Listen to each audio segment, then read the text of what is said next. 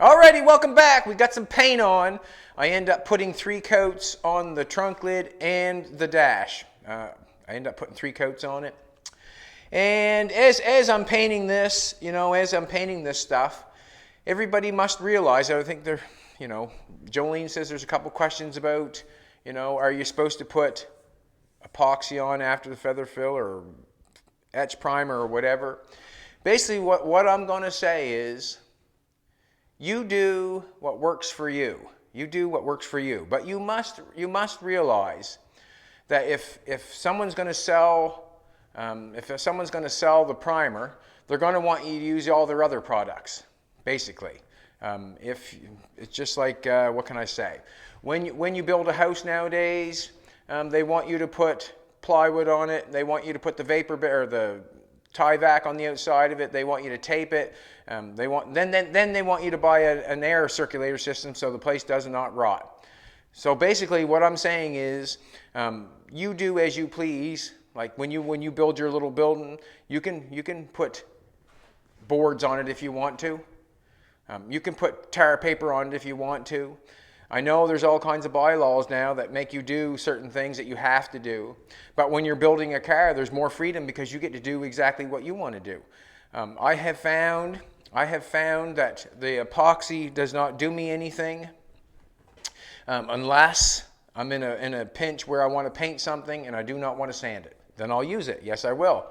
But when it comes to taking a car and restoring it, I take it all, I keep it very basic. I take it all down to bare metal.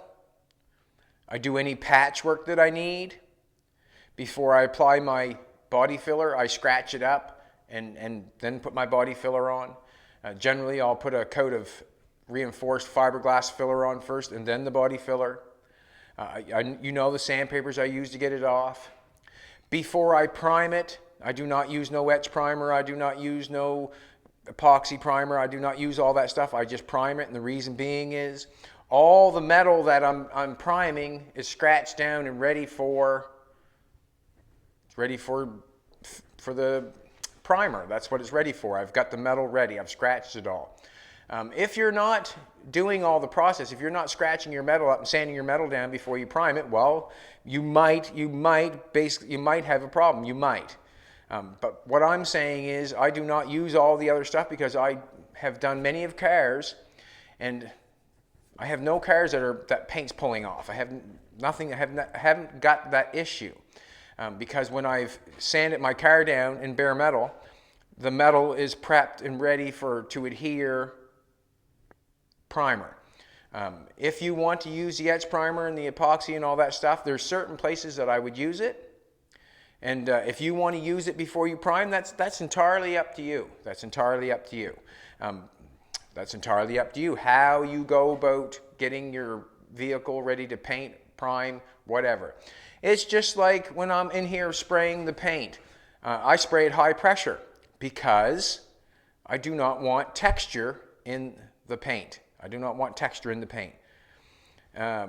This is what I come to my brain. The more pressure I put on, the flatter it's got to lay. The less pressure, then you have a chance of texture. When it says on the can, it says 45, I don't know what it says, 40 pounds to 50 pounds pressure on the can to spray it. Well, that's a suggestion. It's not set in stone. It says do epoxy or etch prime before you put your feather fill on. That's a suggestion, obviously.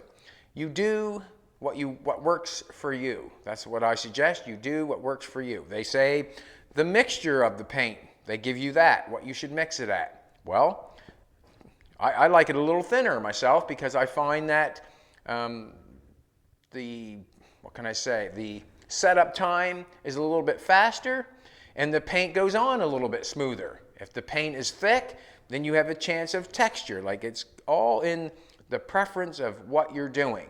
But you must realize that you are the boss of your own domain when it comes to this sort of stuff. You don't have to do anything that, they tell you to do. Oh, they tell you to pre-wash it with number of this. Well, no, I don't do that. I use Windex. It works for me. You use what works for you. But you must realize that everything that someone says, doesn't mean you have to do what they say. This is called freedom right here. When you build a car, you get to do it the way you want to. We all have seen stuff, paint fall off. Yes, we have.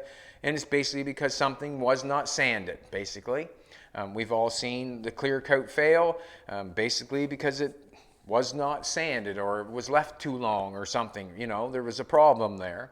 But when you're, strip a car down, you sand it all down, you're not going to pull no primer off that car after you've sanded it and primed it. You couldn't wash it off. You have to grind it off.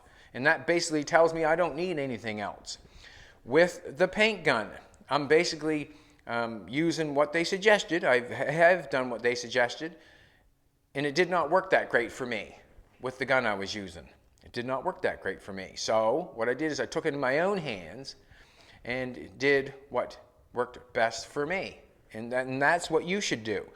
Just because someone says something or says you can't do that, that's not the way to go through life. You go through life with your own brain and do your own thing and come up with your own solution or your own problem solving, what I would suggest.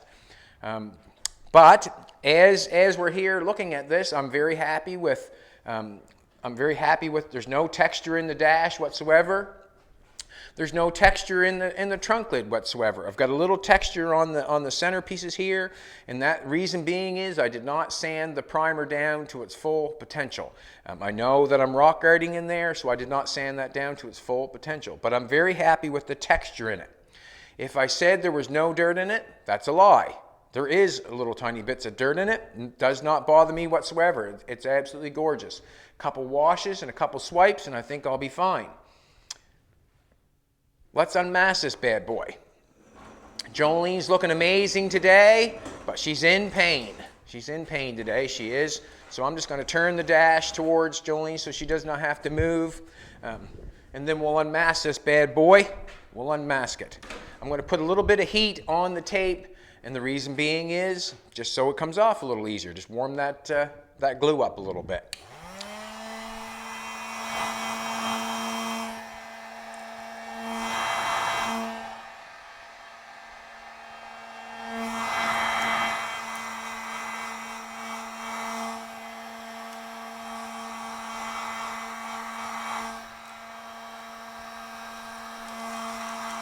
You're going to get to see if we get any boo-boos.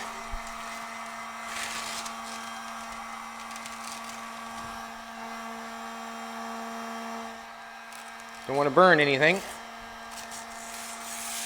That's for sure.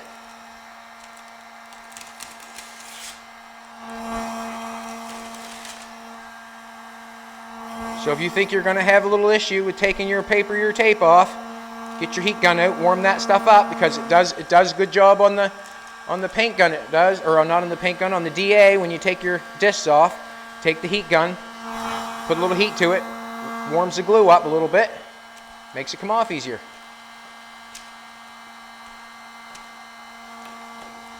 That tape there is taped together.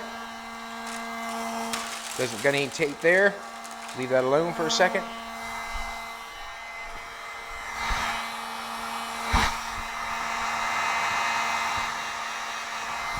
We'll go back over here for a second. Just want to take my time. And that's like I use the clear coat hardener in the paint that I'm using. It doesn't say to use that hardener. It says to use the other hardener. But I realize that a lot of this paint, this urethane paint that I'm using, is mostly clear coat, is mostly clear. So I realize it must be the best hardener.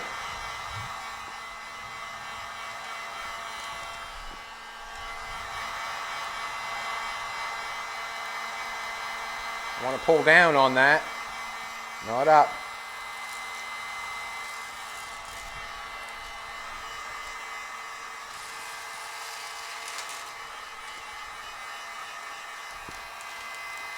Doesn't take much heat either.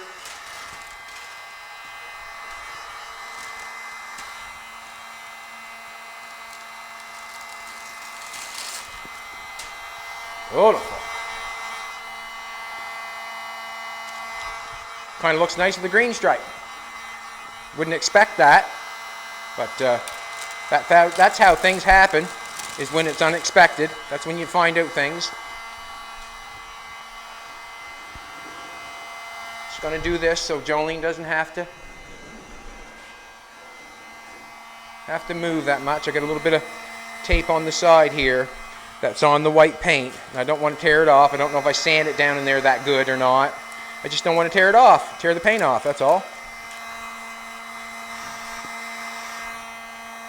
I'd rather have it come off easy.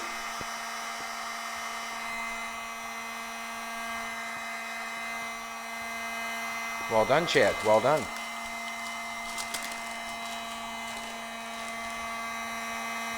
Just going to hold off for a sec.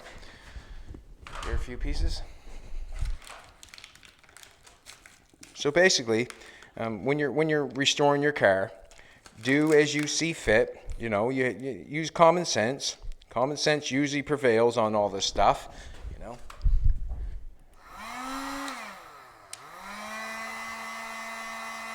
You must admit, when you paint something or get paint on something, you must realize that the paint does not come off that easy. So you have to take that into fact when you're doing something, that wow, paint comes off very hard. So do I need all that stuff that they're talking about? And that comes up to you, because it's your car, it's your project. But I generally take that into consideration. Take it into consideration because it seems to be common sense. To get primer off, like the primer that I'm using with the hardener in it, you almost have to grind it off to get it off a piece of metal. When it gets on something that you don't want it on, you almost have to grind it or sand it off, because it will not. You cannot take thinner and wipe it off, or it's hard to. So I realize that in my brain that wow, I probably don't need anything else to make it stick. You know. The reason I'm using the heat gun is try to just warm the glue up on the tape. I don't know if I sand it that real heavy or not. That's all. And I got some tape on her. That's for sure. Just gonna take and put a little heat on that. Just loosen it off easy. Just make it work easier. That's all. Come off so much easier with a little bit of heat. So much easier with a little bit of heat. A little bit of heat.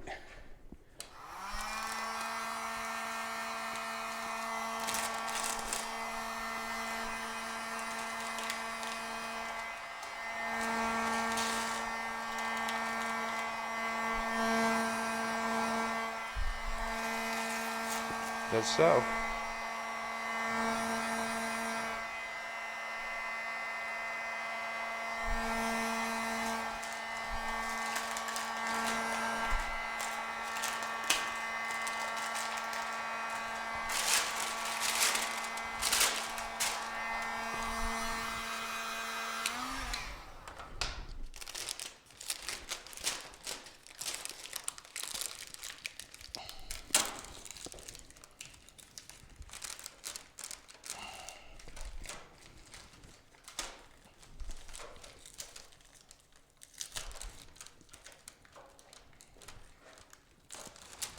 Yeah.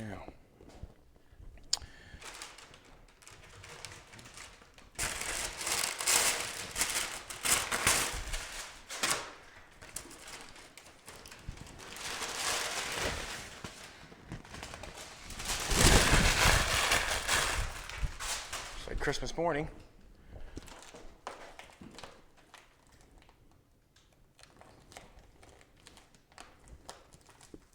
I got that taped on there good.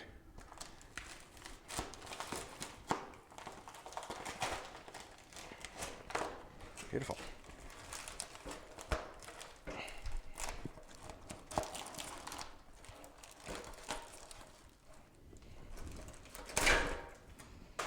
Go easy, Hiltz. Go easy. Now I'm going to take off that green fine line. I don't know how fine a line it is, but we'll turn the dash so we can see it. Make it easier on my queen Jolene. And then I'll hold it up and show it to you.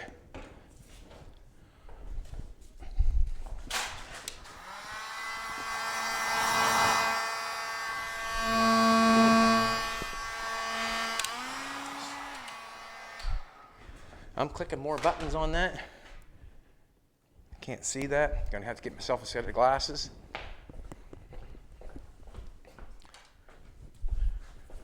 It's always nice to untape something.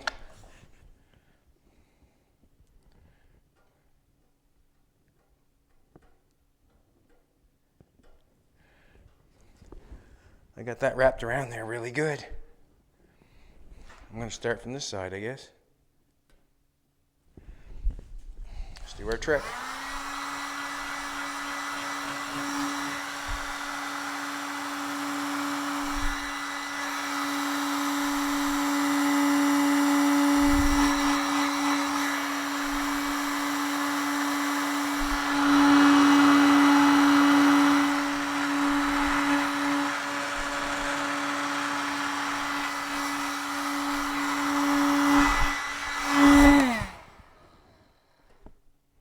Let's try to peel it off at the edge here first.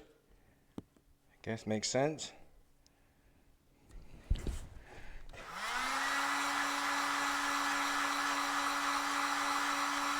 I'm going to peel down on the tape. I wouldn't want to peel up on the tape because I could peel the paint off, obviously, because it's bridged a little bit.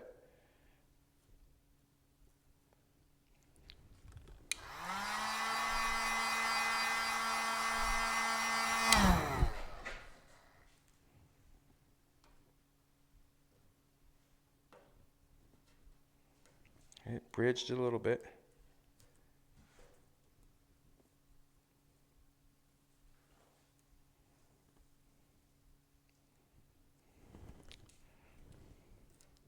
Now, I got a little, you can see a little tinge of orange there. I'm going to have to take some compound to get that off, and I'll show you here in a second.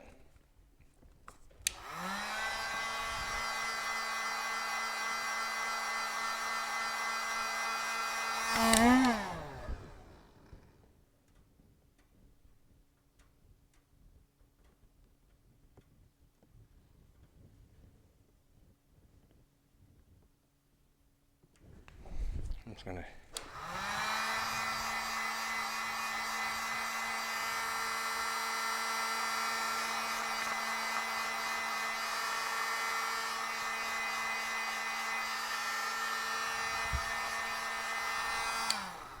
I used some really cheap tape, I would say. That's why it ripped on me. And it's bridged from the paint.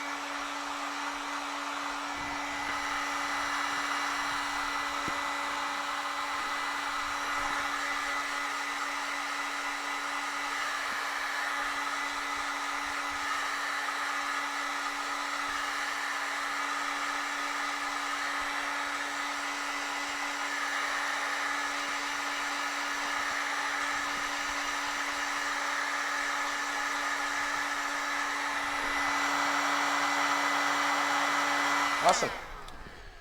So we got a little orange. It's actually underneath, it would be underneath the trim. It's in this corner. I want to pull this out and then we'll pull the dash up and I'll show it to you. Alrighty. Now it's show and tell time. I'm going to pick the dash up and just so Jolene doesn't have to move. Okay. That's what the dash looks like. We have a little tinge on the corner over there of orange on this corner over here, and this orange, you can see it there a little bit on the white. It will be underneath the trim, or it could be buffed off with a little bit of compound. But that's what our dash looks like, the orange and the white. That's how it looks together, and it's heavy, so I'm going to put it down. Not heavy, but just going to move this off the floor. Basically, that's the colors that we're going with. I got to sit up myself and take a look at it. I haven't looked at it myself, yeah. Very happy with that. That'll be nice to look at. So we got a stainless steel trim that goes in through there. We got the two pieces over there that are already painted that go on there. I got to paint the white on that. That's what I got to do. I could put the ashtray in the glove box back on. I could do that. You're interested in that? I have only one bolt. I had to cut one off for the ashtray. Only have one. I'm kind of wondering if I should hold up just to get the bolts. But I've got it figured out how it goes in there. There's a wide spot right here. The ashtray goes up through the wide spot and then goes into where it needs to be bolted in. And I've got the ashtray painted nicely. Fits in like that. Got a couple bolts there. Just take that off because I haven't got the bolts for it. But that's probably what I'll end up doing today. I'll put the ashtray in it, put the glove box door on it. Where Jolene's down and out today, we're going to make it about that. That's about it. Is about what we're doing right there. I have probably the next couple days. I have a motor and I have the motor over there that's cleaned up. I have a transmission that's underneath Jolene's Bugatti. I'm probably going to bring that forward and start getting that cleaned up so I can actually get the motor. I might try to get the motor and the transmission in Elvis, and the reason being because I've never had it in there before. I do not know if the mounts are going to work that I've been using. And we're going to basically leave that like that today. Jolene's not able to move around that well, and we've got our paint on this. I've got a transmission clean. I don't know if you want to watch me clean a transmission or not. Probably not. But I'm very happy with the outcome. Did you want me to walk around with the camera? We'll just walk around the camera and show it to you, what it looks like. I'm very happy with the trunk lid. I'm just like the edge of the trunk lid where it really matters. I like the lip on it. The lip is quite something else. I like that it's smoothed off. The inner construction is the part that's going to have the smooth paint on it, obviously. Inside the inner construction is going to be rock guarded, so a satin black it's going to be. So that's what that is. Now, I did not epoxy this, use any kind of etch primer, nothing. I sanded it down. I used my primer that I always use. It's the top of the dash. Everything's got 3 coats on it. For 1 minute, do not think I do not get dirt or anything, because that's not true. There's the fine particles here and there, but we really have got a nice job for where we're spraying it, especially in high pressure. The fan did work. The two-tone color is very nice together. Think that, well, basically that's what I'm going to paint the car, is the white on the bottom, the coral on top with a black Thunderbolt down the side. I think it's going to make it pop like a son of a gun. And you can see the difference with no lip on the edge of the trunk lid. It just kind of, looks cool, that's all. I really like it. But that's the underneath of the trunk lid. It went really well. And I'm happy with it. So now I'm going to wait for a little bit. I'm going to wait a day or two. I'm going to wait for a day or two to tape it off. And if I come over here, and if I get close enough, you'll be able to see. I'm not sure if I can get close enough or not. Or there is actually like a skim of tape, or just a texture where the tape leaves, the fine line tape leaves, and just basically is not quite dry enough, I wouldn't say. But that little bit of orange right there, the stainless steel will cover it. Yes, it will. But I also could just take a little bit of compound, rub it off with my finger, and that should be fine. Should be fine. But that's what the dash looks like. That's what the trunk lid looks like. That's the colors that we're going. Going to give that back to Jolene. And basically, when you're doing your car, you do what you think you need to do to get it done. You don't have to have. Basically what a lot of this, videos about, or videos are about. You basically do not have to have all these things that you think you have to have, or someone tells you have to build a car. Like if you watch, if you're watching daily, I've got 2 grinders and a welder, and sometimes I'll pull the old plasma cutter over and try to cut something a little quicker. But basically, I am building with the necessities that I feel that you need to build a car. Basically, yeah, that's necessities. I'm not using your etch and your epoxies, and I'm not using your high dollar primers. I'm not using your high dollar paint. This is one of the more reasonable paints that you can buy. It's the most reasonable paint you can buy. Like I'm buying the cheapest paint. I'm buying generally the most practical primer. I'm not using all the other stuff. I'm only using 4 sets of sandpaper. I'm using 2 different grinders. I haven't got mega amounts of different tools here. I haven't got a big anything. Haven't got big anything. Haven't even got a big shop. You do not need all that stuff to build a really nice car. You really do not. But you can build a show car in the shop like this, and I have done it many, many, many times. And what I'm showing you is, as a fan on the floor that's rattling and banging, to spraying it with a $30 paint gun, to using Windex, that it's possible. And I'm proving it day after day after day after day. And I want everybody to know you do not have to have $1 million to build a nice car, just like the coupe that we cut. I mean, it was not a coupe, but it was a 2-door. I did not have to have a big dollar coupe to start with to make something. I used my brain and I went for it. And I want to show the people that want something like this, you're able to get it with a little bit of ingenuity. And, having no money causes creativity. And right now, the creativity is causing me happiness. If you are like, obviously you watch the videos, or if you're not watching videos, you must take in your brain for a second and say, wow, they're not spending a whole bunch of money. We're not spending a whole bunch of money. Like, I'm not spending a whole bunch of money building these cars. Cheapest paint, 1 kind of primer, a couple different kinds of sandpaper, a couple grinders. You can do it. You really can. You can do it just as well as I can, and I'm proving it every day. When we get this Bugatti done and we roll it out on the floor, you can look back and say, well, we only had a grinder and a welder. There's not going to be no big dollar paint on it. I'm not buying. I have never spent $1,000 on paint. Never, never. Today, like the paint that we buy is like, I think it's $100, $200, maybe $200 a gallon. So basically, I'm telling you that for you to paint your car, if you want to do it, that's up to you.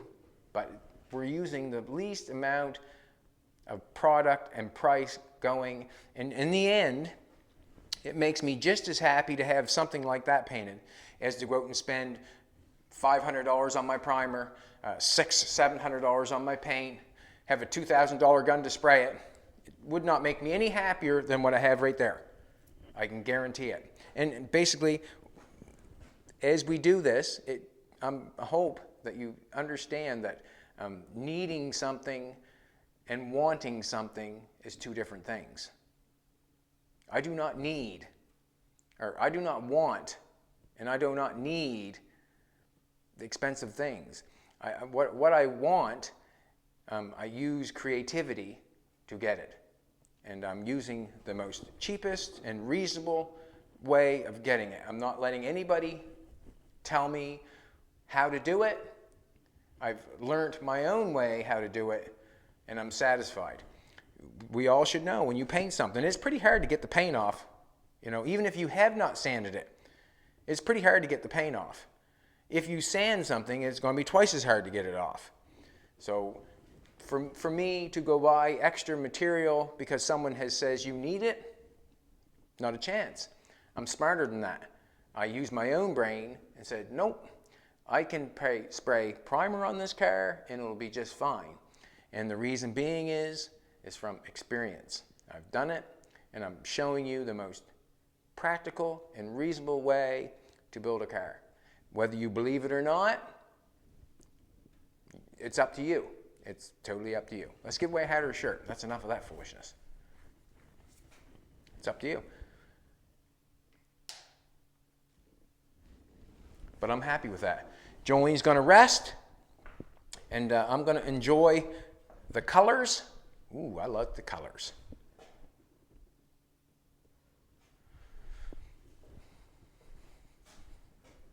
We'll give away a hat or a shirt for all the good comments that are coming out. You know me, we appreciate it. We really do.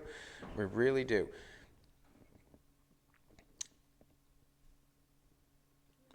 Don't confuse how much money you spend, whether how good the job is. Don't confuse that. Money has nothing to do with how good the job is. It has nothing to do with it. Basically, it has nothing to do with it. Yes, you have to buy the material, but spending